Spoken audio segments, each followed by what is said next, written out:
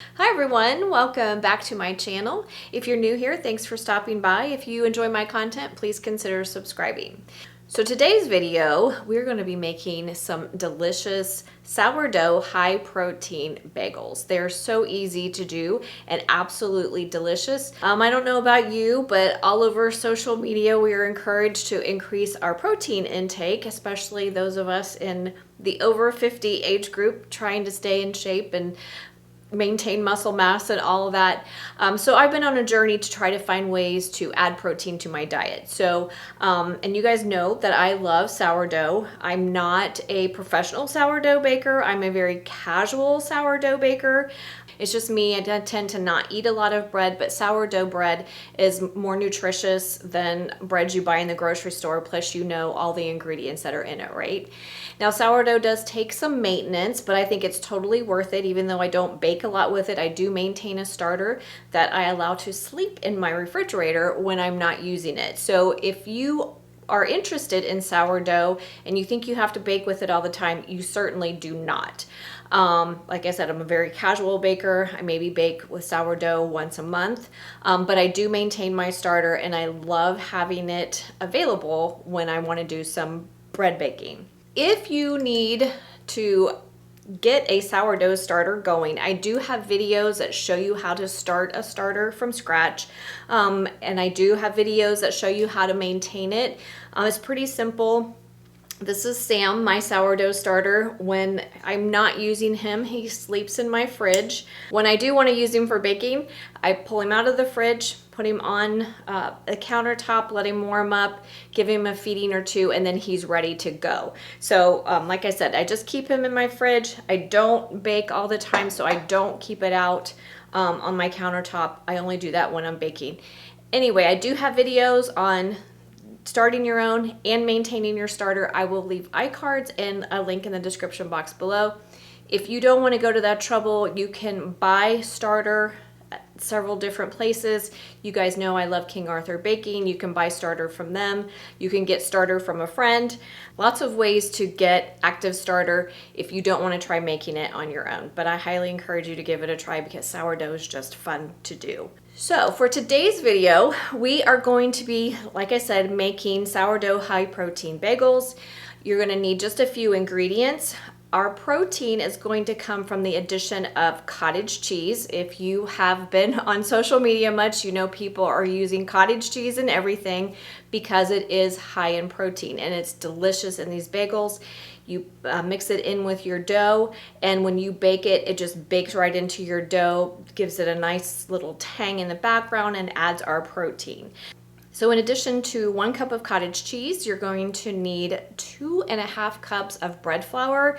Bread flour is also going to bump up our protein content. You can use all-purpose flour for this recipe, but I opted for the bread flour. Bread flour not only is higher in protein, but because it's higher in protein, it gives us a nice chewy texture to our bagels. So I encourage you to use bread flour, but you could use all-purpose flour if you prefer. You're going to need a cup of active starter, meaning you have fed it and it is ready to use. This is not a recipe for discard. You're going to need 1.5 teaspoons of sea salt or some sort of salt. I use sea salt in mine. The other ingredient that is optional but I highly recommend is 1 teaspoon of baking powder. The baking powder gives us a little boost for leavening, but it also contributes to a really nice texture on the inside of our bagel. So I encourage you to use it, but you don't have to. It is optional.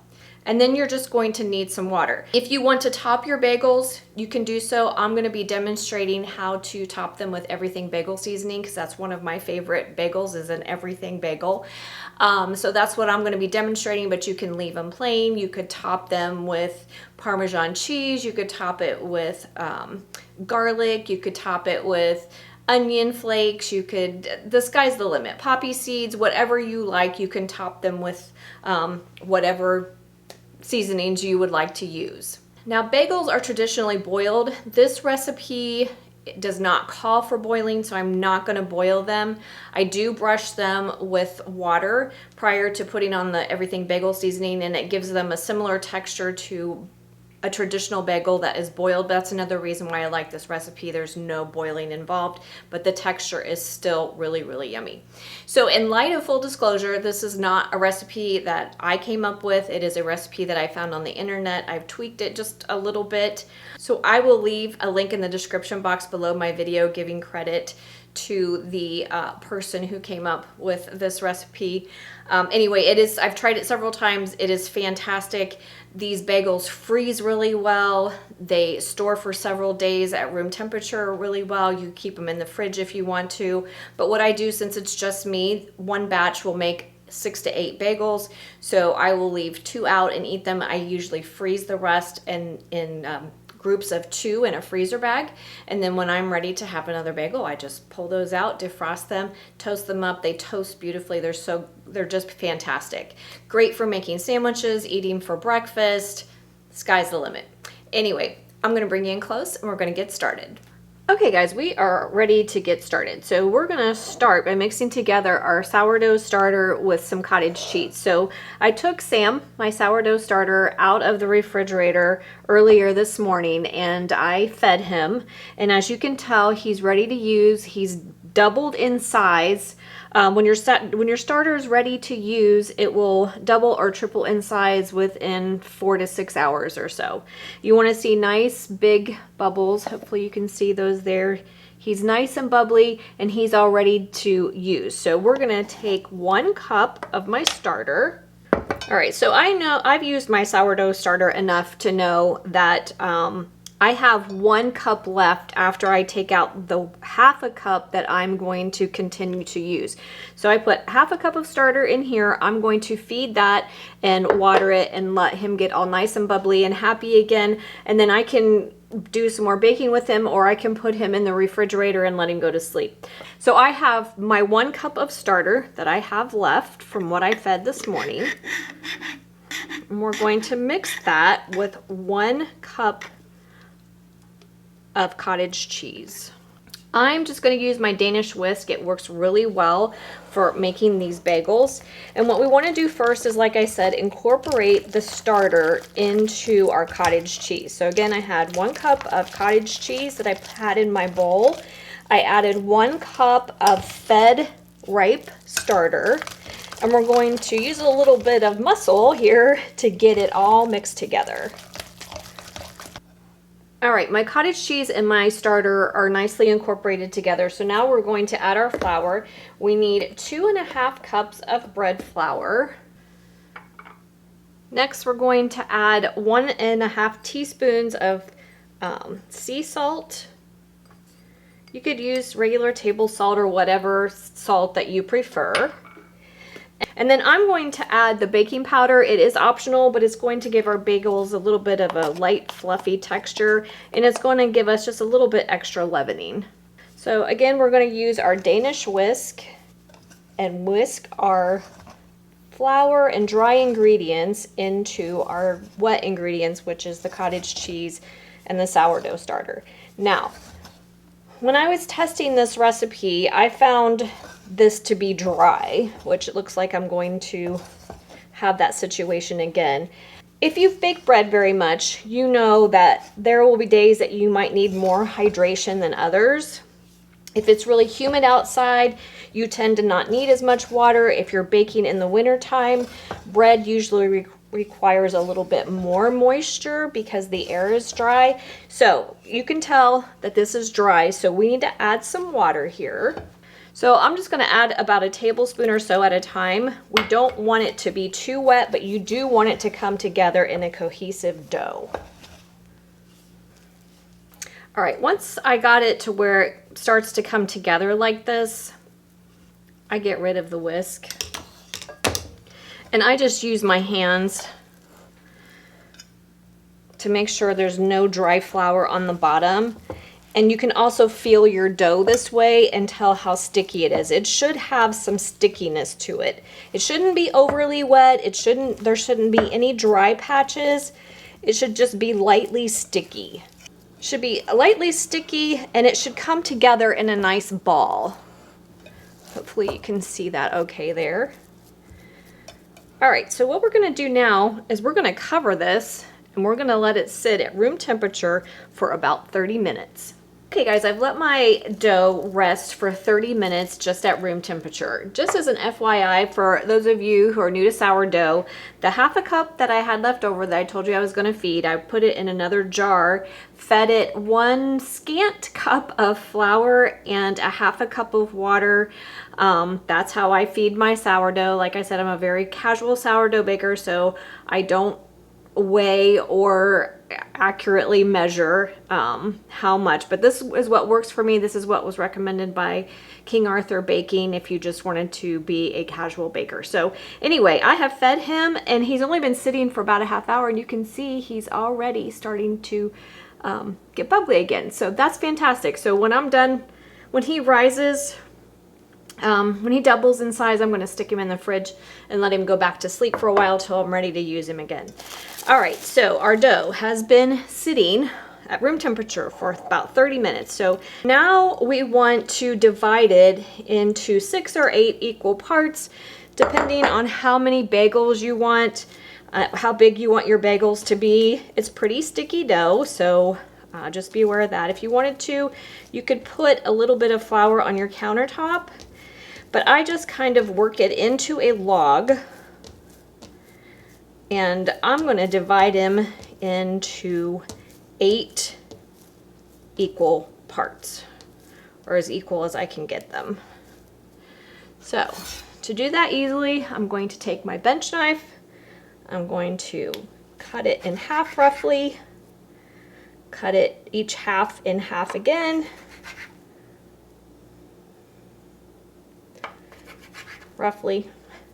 And then each of those pieces I'm going to cut in half again. And that should give me 8 pretty even amounts of 8 portions. So then all you do is take it and you're just going to roll it out.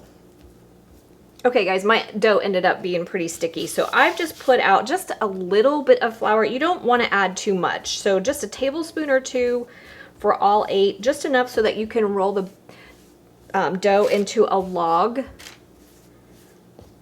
about 6 inches or so, and then you're just going to bring the ends together because we do want our bagels to be smooth. So you want to be able to, you don't want it so sticky that you can't make it smooth on top. So you're just going to make it into the shape of a bagel and then stick them on your parchment lined paper. Okay, once you have your bagels shaped, then you're going to cover them either with a damp towel or a piece of plastic wrap that is coated with no stick cooking spray. We don't want the plastic wrap to stick to our dough. So that's what I've done here. I just sprayed it with a little bit of cooking spray. I'm going to cover my bagels so that they don't dry out. And then we're going to let them rise in a warm spot until they're nice and puffy, 1 to 2 hours. What I like to do is I turn the light on in my oven. It doesn't make it too warm, but it warms it just enough that it creates a great environment for raising dough. So I'm going to pop them in the oven and let them rise for 1 to 2 hours. When they're ready to bake, I'll bring you back. Okay guys, so I have had my bagels proofing in my oven with just the light on for about 1.5 hours, and you can tell they're starting to get nice and puffy.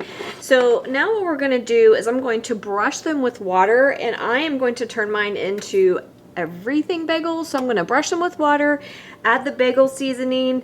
You could brush them with butter or olive oil or milk instead, but I like using water because it gives them that bagel texture. Since we're not boiling them, it still gives them a nice bagel texture on top that you are familiar with commercial bagels.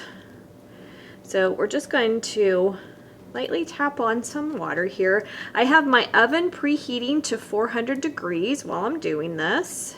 Once you tap on or brush on some water, milk, butter, or olive oil, then you can sprinkle with your toppings. Do a generous portion of everything bagel seasoning. You could use just poppy seeds if you'd like, some toasted dried onions, some dried garlic, Parmesan cheese would be fantastic. My oven was preheating. I'm sorry, I said 400. It should be 425. I'm not thinking clearly. Sorry about that. It should be 425. Once we get to 425, we are going to bake them for 20 to 25 minutes till they're nice and golden brown and puffy. Okay, you guys, we are all done. 425 for about 25 minutes. Look at those beauties. Absolutely delicious. So I'm gonna let them cool a little bit, and then I'm gonna bring you in close and show you how beautiful the texture is on the inside as well. Hey guys, we are all done. I baked them at 425. I originally said 400. It's 425 for 20 to 25 minutes, or to however golden brown you want yours on top. So I'm gonna give you a close up. There's the top. So yummy, nice golden brown. And then I wanted you to see the inside. See the nice big holes you have in there from the sourdough. And then here's what the bottom looks like. Nice and golden brown, just delicious. I did not put anything on this one. You could put butter, cream cheese, whatever you want. The sky's the limit, obviously. But I just wanted you to take note. See how the cottage cheese, this is the bottom. See how the cottage cheese just melts into your dough. It's just fantastic. So we have a nice high protein bagel treat here. So let's give it a taste, see how we did. You have the traditional crunchy or outside, like a bagel has, a little crispier on the outside, soft and chewy on the inside, perfectly seasoned, so yummy. My favorite way to do them though is once I slice them, I love to toast them because I love the extra crunch, but they're perfect as is. Like I said before, they're great for freezing. They'll stay great on your countertop for a few days. In the fridge works really well too. I just buy bread bags at the grocery store and store them in there, and it's fantastic. They're just great. This is a really great recipe. It's really fun to make. It's easy to do. It does take some planning in advance, but it is just delicious and totally worth the effort. Way better than any bagel you're gonna find at the grocery store. So I hope you'll give them a try. Make sure you check out the links below the video for the original recipe, how to make your own sourdough starter if you're interested in doing that, and how to maintain your starter. So anyway, Sam and I thank you for coming along with us today. I hope you'll give the recipe a try. Don't forget to like, subscribe, and share, and I'll see you next time. Have a great day, guys.